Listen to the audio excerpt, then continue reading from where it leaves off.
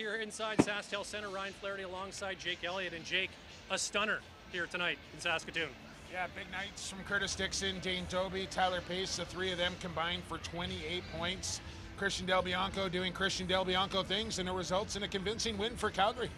So what does this game, who does this game mean more to, I think? Is it bigger for the Rush, the loss, or is the win bigger for the Roughnecks? That's a great question, Ryan. I think it's really big for both teams. I think it's a good wake-up call for Saskatchewan that maybe they aren't the team that they have been over the last few years, and they need to put some serious work in and make some adjustments to their roster.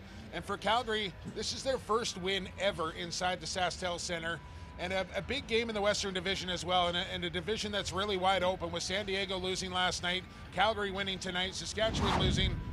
Anything is possible in the Western Division, so I think it's big for both teams. If I had to pick one, I'd say probably a little bit bigger for Calgary. As we look at some of the highlights from this one here tonight, it was a good start for the Rush. They got out to that 5-1 lead in the first quarter, but you talked about it, the timeout by Kurt Malowski when it was 4-1 Saskatchewan just a few minutes in.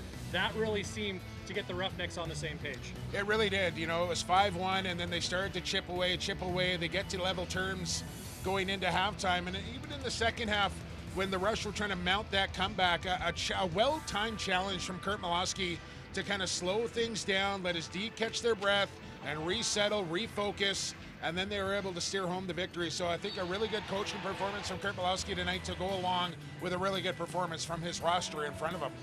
And they finally found that offense, the Roughnecks. They've been struggling to score this season, but tonight they connect for 17 against the Rush. Yeah, and that's really unheard of. We've seen the Rush give up a lot of goals so far this season. That's really un-Rush-like.